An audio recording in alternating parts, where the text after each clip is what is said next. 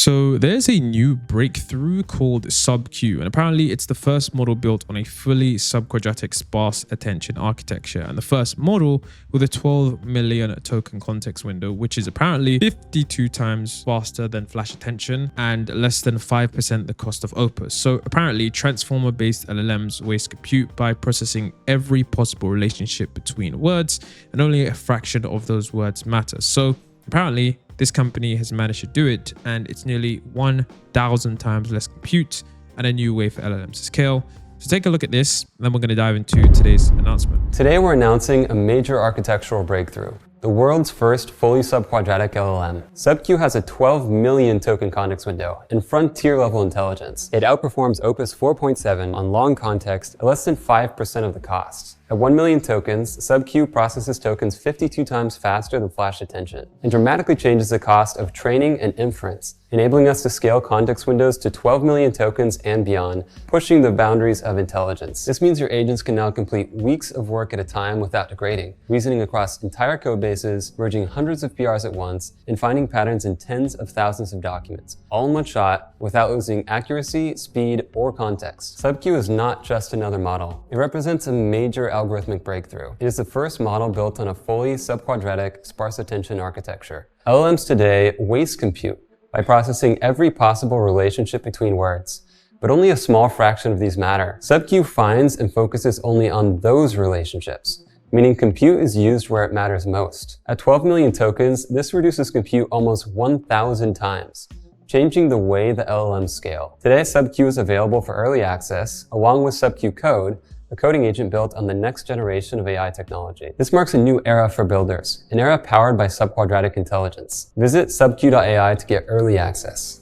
So the new release that has happened today is the second iteration of the same idea, and this is the smaller size. So the company says that it's already rolling out to a first group of design partners, with a bigger lineup of models ranging from 2 million to 12 million tokens planned for later this year. So the story is not just like some brand new company appearing out of nowhere. This is the follow-up that puts harder numbers on the table, and it says that the early claims are holding up. So to understand why this matters, you need to understand the one problem that has limited every large language model since the original Transformers paper in 2017. Normal models use something called dense attention, and that basically means that when the model reads your text, every single word looks at every other word to decide what's important. If you double the length of that text, you don't double the work, you roughly quadruple it, and that's called quadratic scaling, and that's the reason long documents get so expensive and slow. Now, companies have built years building workarounds for this, like chunking documents into pieces, using retrieval systems to pull out only the relevant bits, and stacking agents on top of each other.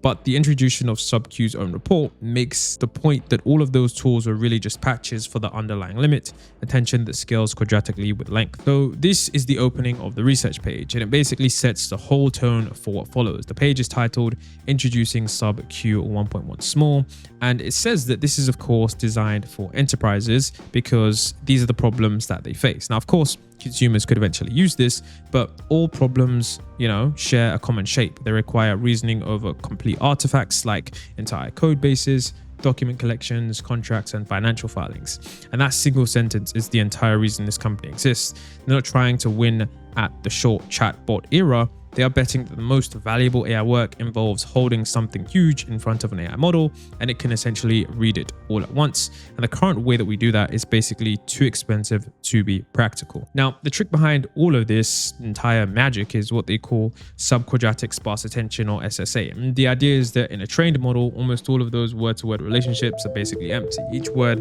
really only cares about a handful of others.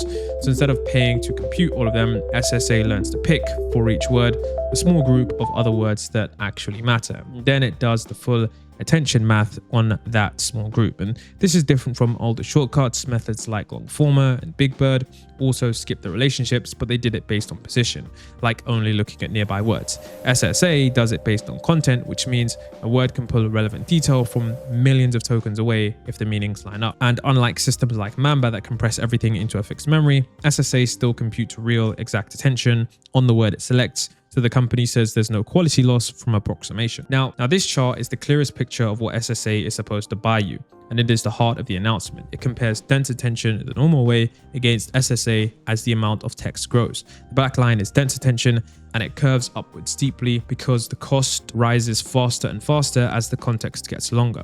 By the time you reach 1 million tokens, dense attention needs about 252 pflops per attention layer, and the orange line is the SSA, and it stays almost flat along the bottom, sitting at just under 4 pflops at that same 1 million token mark. The gap widens as the texts get longer, going from 8 times less at 128k to 31 times less at 512k to 64.5 times less at 1 million tokens.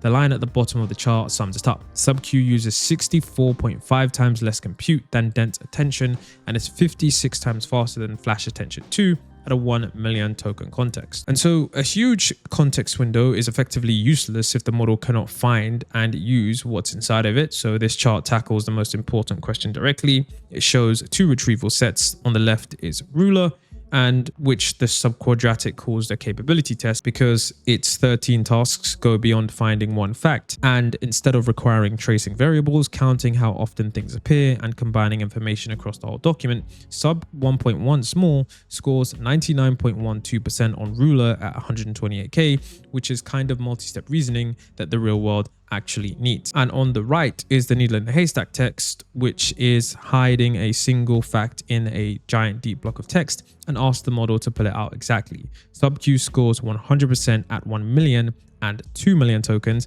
and 98% at both 6 million and 12 million tokens. The reason that is striking is that the model was mostly trained at 1 million tokens, yet it still finds the needle reliably at 12 times that length, while only looking at about 0.13 of all possible relationships. Of course, long context retrieval does not mean much if the model is dumb at everything else, so they put it side by side with the major frontier models, and this table is where the honest trade-offs show up. On graduate level science, the GPQA diamond test sub 1.1 small scores 85.4. That sits below GPT 5.5 at 93.2 and Opus 4.8 at 92, but comfortably above the other smaller models like Haiku 4.5 at 67.2. On competitive programming, the live code bench, SubQ hits 89.7, which is genuinely close to the top, where GPT 5.5 is at 92 and Opus 4.8 is at 92.2. On agentic finance called the automation bench, SubQ scores 13%, which is ahead of Sonnet at 8% on the mini and nano models, but the report is up front that every model scores low here. The point of this table is not that SubQ wins at everything, it's that a small model built mainly for long context still holds its own on knowledge and coding instead of falling apart. One detail that the report changes how you should read all of this is that sub-quadratic did not train this model from scratch. They started with an existing open weight frontier model ripped out of its dense attention and replaced it with SSA. They then stretched the context ability in stages, going from 262k, then 512k, then 1 million, then 2 million, followed by roughly 1 trillion tokens of extra training on naturally long material like books, full documents, and entire code repositories. The company says the biggest lever for getting good at long context retrieval was simply training on long data, which only became affordable because SSA made those million token experiments cheap enough to run over 100 times. So part of the story here is not just a clever architecture, it is that the architecture that made the research itself fast enough to actually find a good recipe. The reason that this is getting so much attention is that the use cases behind it is that if you can hold an entire code base, a full set of financial filings, or a giant stack of contracts in front of a model all at once, you no longer need to retrieve fragile, pipelines that grab pieces and hope nothing important got left out. Sub-quadratic points to 3 obvious areas: financial analysis and due diligence, legal contract work where a term defined on a page or 2 might get changed on page 12 and carved out on page 46, and software engineering where an entire repository fits into one window. On top of all of that, the cost claims are dramatic. Outside reports describe a long context evaluation that reportedly costs about $8 on SubQ versus roughly $2,600 on Claude Opus at the same length. And if that holds up, it makes that work that's currently too expensive for everyone to do suddenly normal. Now, of course, some people are wondering, is this true? Is this verified?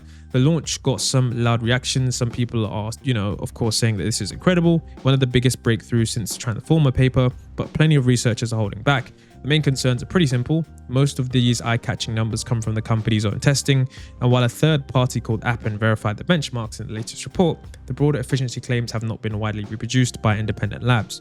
The model weights are not public, so outsiders can't really, poke at it. And there is actually a known weak spot with sparse attention. It tends to help out on very long inputs, while short everyday prompts, the kind that most chat and agent use actually involves, are not really covered in the published benchmarks. So some analysts flag the gap between the lab retrieval scores and the deployed ones on certain multi-fact tests. None of this means the claims are false, it just means that the proof isn't finished yet. And so sub-quadratic says it's kicking off with its first cohort of design partners in the next few weeks, with a broader rollout throughout the quarter and the general releases by the end of the year. And they've also even signaled bigger targets down the line, with some reports pointing to a 50 million token context window goal later in 2026.